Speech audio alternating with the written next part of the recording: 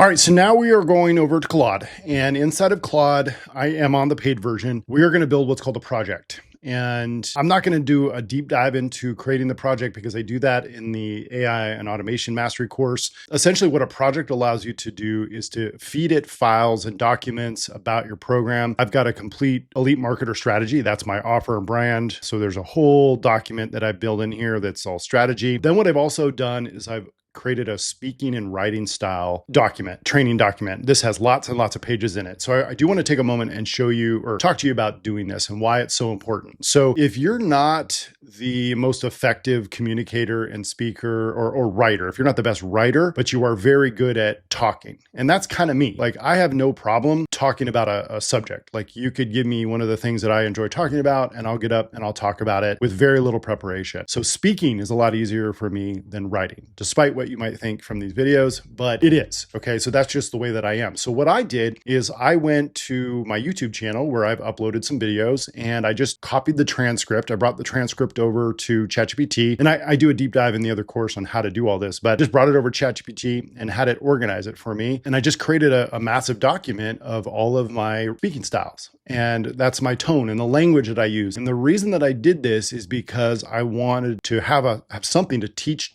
Claude how to do this. And inside that course, I drop a template for the setup instructions as well for this. Okay. So you can grab that over there. So hopefully you've been through that course. If you haven't gone through that course yet, you need to go through it. But essentially you give it some instructions, and the instructions basically are the guidelines, and it tells it to reference these files. Now you could add more files. The more you add, the better you certainly can do that. But I use this specifically because I wanted to do all the copy for my offer. Okay. So what I'm going to do now is I'm going to upload that document that I just downloaded. So there's my document. And now what I'm going to do is I'm just going to tell it to help me write the ads for these documents. And we're going to just start. So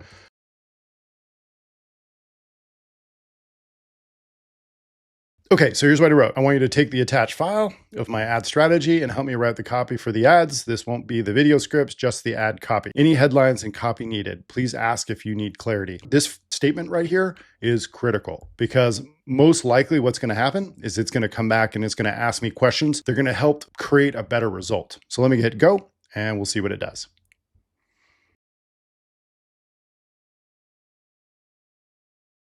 Okay, perfect. So it came back immediately with some questions. Before I dive in, I have a couple of quick questions to make sure the copy hits exactly right. Platforms, Facebook, Instagram only, or are we including TikTok, YouTube, LinkedIn, affects character limit? And so right down here, I'm going to select Facebook. If it doesn't give you this box for whatever reason, because I've seen it do both ways, I would just answer in text. I would just say number 1, and I would just say Facebook, Instagram. Okay. Then it's going to go on to the next one. This is question 2, buckets. Do you want all 4? Symptom, call out, diagnosis, tease, prove, tear down, or specific ones to start? I'm going to select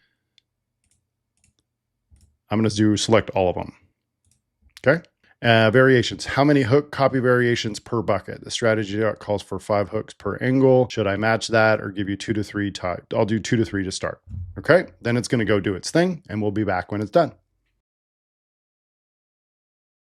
All right. So it came back with everything here. Everyone's format is a little bit different. I've seen sometimes it will just put the copy over here and you have to copy it. This one created a document, which is totally fine. I'm just going to go ahead and download it. It created a Word doc. That's totally fine. What I want to do is I want to just kind of go through this with you. And what I would do in the Word, well, you know what? Let's bring it up. Actually, let's see if I can import.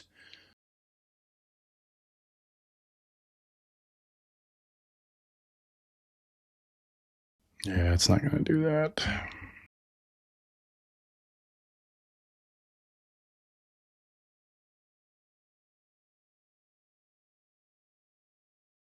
Okay, so what I did is I just actually ended up uploading it. Normally what I would do is on the document, I have the ad strategy. I added a tab down here for ads. Normally I'd want it all in one place, so that's totally fine. What I'm going to do is just Control C.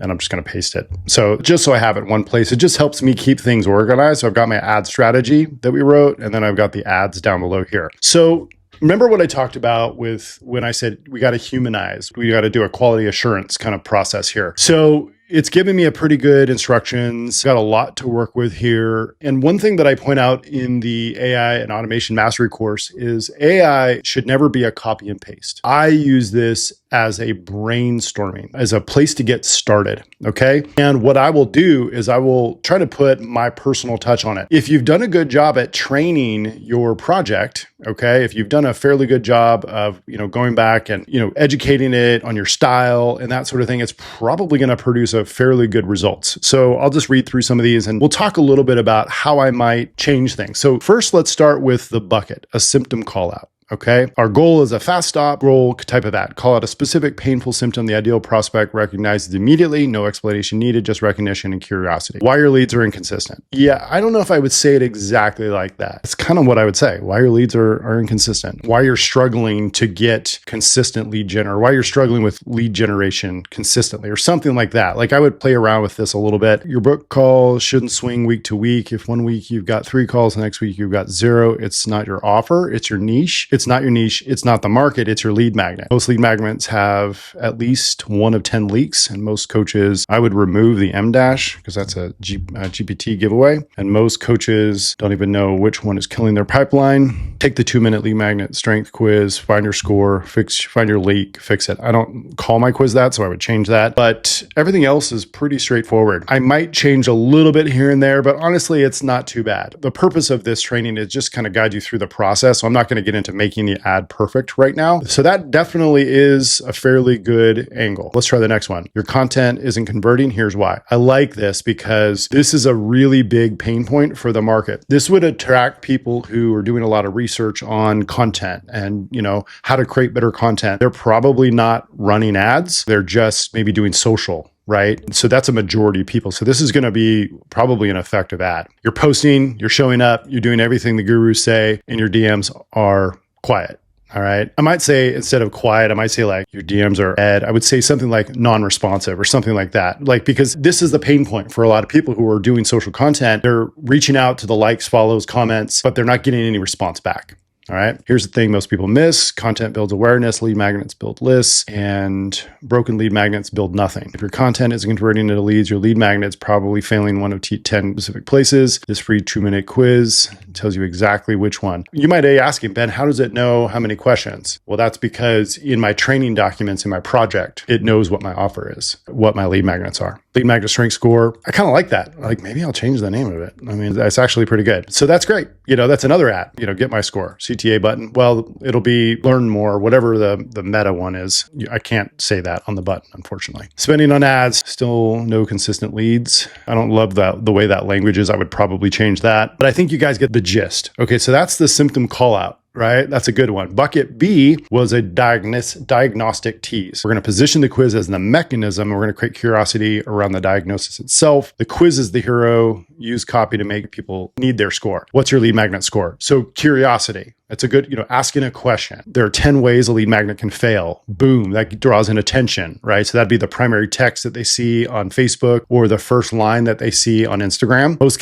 coaches are hitting at least 3 of them right now and have no idea. That's why we built the lead magnet strength score, free 2-minute quiz, blah, blah, blah. Your score, which leak is costing you the most. Love it. In my Inside of Elite Marketer Academy, in the lead generation section, I do a lead magnet mastery, which helps you master creating lead magnets, and quizzes are a really, really effective one. And I've got a whole detailed training course called Lead Magnet OS that teaches how to create the quiz that I built. It's a custom created quiz using vibe coding. It's really, really powerful. So I would definitely recommend you take a look at that. But these are great. Most lead magnet fail in 1 of 10 places. Again, curiosity. I love that bucket. Bucket C, proof and tear down. This lead magnet looked great. It wasn't. So I recently reviewed a lead magnet from a consultant doing $15K a month, good offer, strong content, nice design, but their book calls dropped by 40% over 90 days. None of this is accurate or true. So I would have to rebuild this, but that's not the purpose of these, right? But the bucket, the proof, the teardown, this is an effective strategy. So I would just basically use this as a template to create an ad. Again, I don't believe in letting Claude write all of my copy for me. However, if it's good and I like it, I might run with it. But more than anything, what you should be doing is using it as a creative assistant. And that's really what this is for, right? Set them out of 10 lead magnet is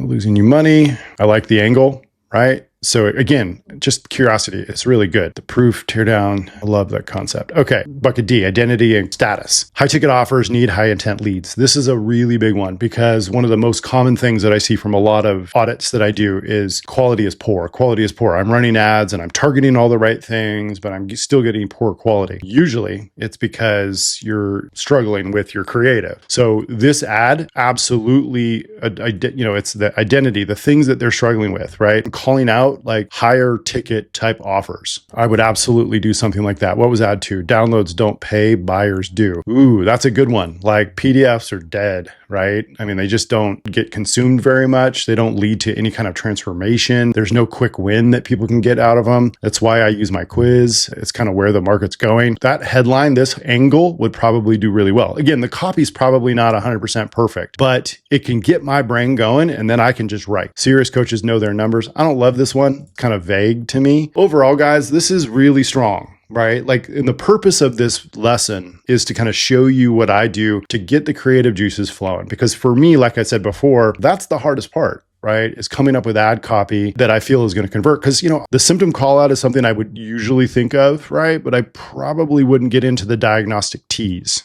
Right? This creating that curiosity. I really like that angle. The tear down, kind of the proof, case studies. Yes, I would do those. And the thing that I like about this is I want you to identify how the ads speak very directly to the pain or the symptom or the issue, and also to the right target audience. I think a mistake that a lot of people make when they start advertising or they're trying to scale their advertising even beyond that 10K a month is they feel like they need to talk to everyone and they need to make their copy very broad. If you're a business owner, right? And it's like this headline would capture a very specific lead, someone who is trying to optimize their business and already has a lead magnet. I don't want people that don't have a lead magnet. That's not my target audience. Do you see see my point here? I want people who are farther along. It's important. This one here is a great example. Take the 2-minute quiz, fix your lead flow. It's identifying and targeting people who are struggling with lead flow in their business, not someone who's just starting out, who doesn't have lead flow. So your copy, your creative, because we're going to add creative to a lot of this as well. All of this should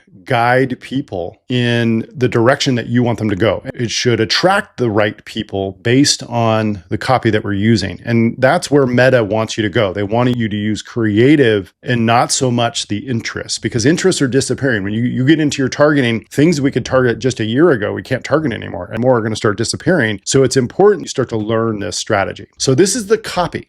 Okay, then we can get into, the different ad structures essentially from here. But this is the copy that I would use. And again, you're going to go through and you're going to personalize a lot of it. And you might have to rewrite all of it. You might only use just the headline or a version of the headline. You might rewrite everything. I do that all the time. The important thing from this lesson is for you to learn this process and going through this process. Okay. All right, guys, there you go. I'll see you in the next one.